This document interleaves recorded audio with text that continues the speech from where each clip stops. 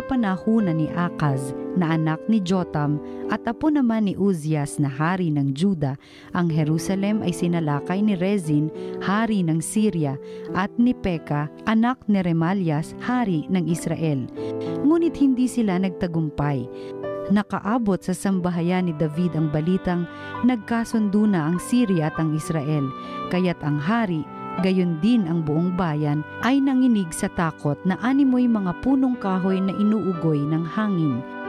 Sinabi ng Panginoon kay Isaías, "Isama mo ang iyong anak na si Sear-Jaob at salubungin ninyo si Akaz. Matatagpuan ninyo siya sa may dulo ng padaluyan ng tubig mula sa tipunan ng tubig sa itaas, sa daang patungo sa bilaran ng damit.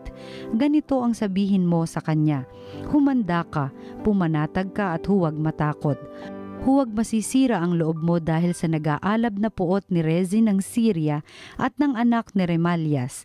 Ang dalawang iyan ay parang dalawang kahoy na umuusok, ngunit di nagniningas. Nagbalak ng masama laban sa iyo ang Syria, ang Israel at ang mga anak ni Remalias, at kanilang sinabi, Lusubin natin ang Juda, pasukuin natin at sakupin, papaghariin natin doon ang anak ni Tabil. Akong Panginoon ang nagsasabing hindi na ito mauulit, pagkat ang Syria ay mahina pa sa Damasco na punong lungsod niya, at ang Damasco'y mas mahina kay Haring Rezin. Ang Israel naman, mawawasak sa loob ng 65 araw. Malakas pa sa Israel ang Samaria na kanyang punong lungsod. At ang Samaria ay hindi lalakas kaysa kay Haring Peka. Ikaw ay mapapahamak pag hindi na natili ang iyong pananalig sa Diyos. Ang salita ng Diyos.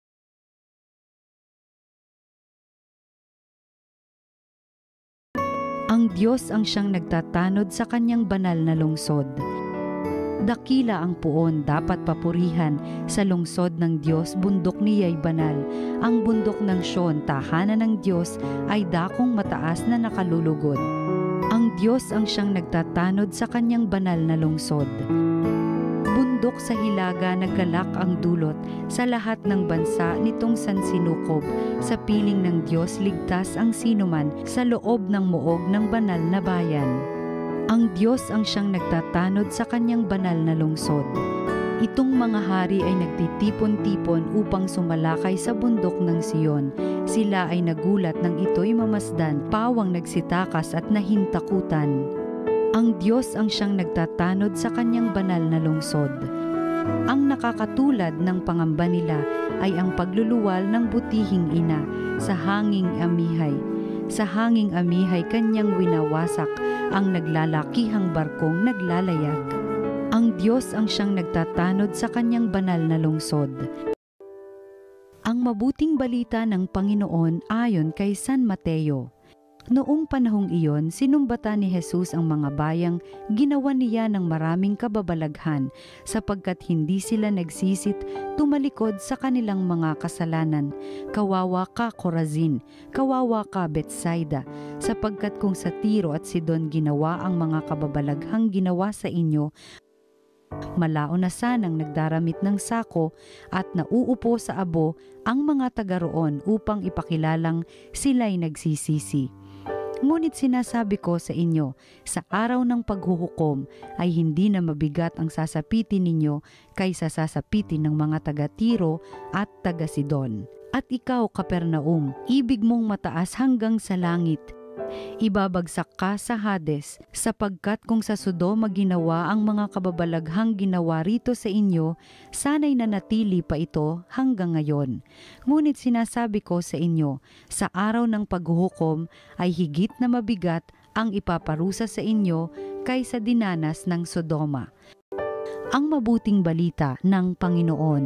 Pinupuri ka namin, Panginoong Hesukristo.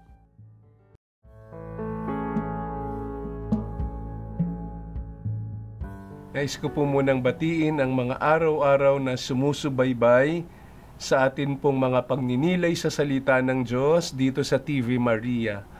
Sumayin niyo po ang kapayapaan at ang pag-ibig ng ating Panginoong Hesus. Nakakalungkot po na yun pang mga bayan kung saan nagsagawa si Jesus ng maraming himala, nagmatigas ang mga tao. Natatangi pa naman talaga ang mga bayang binanggit sa Ebanghelyo, Corazin, Bethsaida, Capernaum. Ang Corazin, ang pinagluklokan ni Moises. Sa Bethsaida naman, nangyari ang himala ng pagpaparami ng tinapay at isda na bumusog sa maraming mga tao. At ang Capernaum naman ang bayan ni Pedro na itinuturing ding tahanan ni Jesus, binabalik-balikan niya kung nais niyang magpahinga. Ang mga taong nakasaksi sa kapangyarihan ng Diyos ang tumangging magbagong buhay at talikdan ang buhay na baluktot. Ano ba ang kailangan upang magbalik loob? Kailangan ng pananampalataya. Sabi sa unang pagbasa, unless your faith is firm, you will not be firm. Sabi, ikaw ay mapapahamak pag hindi nanatili ang iyong pananalig sa Diyos. Kaya nga si San Agustin, hanap ng kaligayahan, hanap ng kapanatagan, nasa kalooban lang pala niya. Nasa kalooban kung saan nananahan ng Diyos. Kaya nga ang tawag natin ay magbalik loob. Kasi sa loob natin, matatagpo ang nananahan ang Diyos. Pinili ng Diyos na manahan sa atin. Kailangan ng pananampalataya upang makapagbalik loob, upang gumaling, upang makaranas ng himala. Kaya kapag ka nagpapagaling si Jesus, sinasabi niya, pinagaling ka ng pananampalataya mo, huwag ka nang magkasala. Iwasan mo na ang kasalanan. Sa unang pagbasa, sinubok si Haring Akhaz. Nanganganib na salakayin ang kanyang kaharian. Takot na takot siya.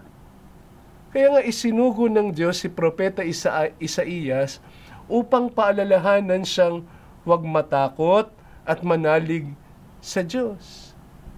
Sagot siya ng Diyos. At sabi nga sa kanya, hindi sila magwawagi. Magtiwala ka. Hindi sila magwawagi. Itong si Haring Akhaz, hindi sa Diyos kumapit. Nakipag-alyansa sa paganong hari ng Assyria. Anong nangyari? Sinakop tuloy sila ng Assyria. Sa harap ng mga pagsubok sa buhay, alam na natin kung sino ang maaasahan, ang subok na matibay at subok na matatag. Sa Diyos lang tayo magpasakop. Sa Diyos lang tayo makipag-alyansa. Kapag sa iba tayo nagpasakop at nakipag-alyansa, nako, matatalo lang tayo, magugupo lang tayo, sasakupin lang tayo. Hindi pampasikat lang yung mga himala ni Jesus. Hindi gumagawa si Jesus ng mga kababalaghan upang pahangain at palawayin lang ang mga tao. Pumunta si Jesus dito, naparito si Jesus sa lupa, hindi naman para magtayo ng fans club. Hindi naman para mag-ipon ng mga tagahanga. Nagsagawa siya ng mga himala upang ipakilala, dito pa lang sa lupa nagsisimula na ang paghahari ng Diyos. May himala upang kilalanin natin ang kaharian ng Diyos, ang paghahari ng Diyos, kaya nga magbabalik loob tayo sa Kanya. At mahirap talagang pakitunguhan yung mga nagbubulag-bulagan at nagbibingi-bingihan. Sa mga nagtitiwala sa Panginoon, walang himala ang kailangan. Ngunit para sa mga hindi naniniwala, wala kahit anong himala ang sapat. Sa ating karanasan, sa may matibay na pananampalataya, ang lahat ay biyaya, ang lahat ay himala. Sa lahat ng bagay, makikita yung pagkilos ng Diyos. Ang lahat, kahit na yung mga maliliit na bagay, ang mga pangyayari na tila walang kahalagahan, walang kahulugan, biyaya ng Diyos. Kinikwento ni Cardinal Sin, nakasakay siya sa eroplano, merong isang cute na batang babae na takbo ng takbo sa gitna ng eroplano. Tinawag niya. Sabi daw ni Cardinal Sin doon sa bata, "Little girl, you have a very beautiful hair." Ang sabi daw nung bata, "This is the gift of Jesus to me." Ang mga biyaya na natatanggap natin ay bunga ng awa ng Diyos. May himala dahil may awa ang Diyos.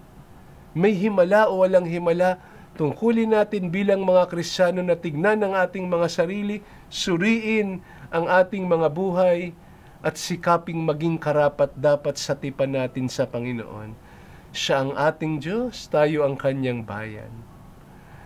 Let us remember that God's love for us is so great that God meets us where we are and loves us right there. God meets us where we are and loves us right there. But He does not want to leave us that way. He does not want to leave us lost. He wants us to be like His Son Jesus.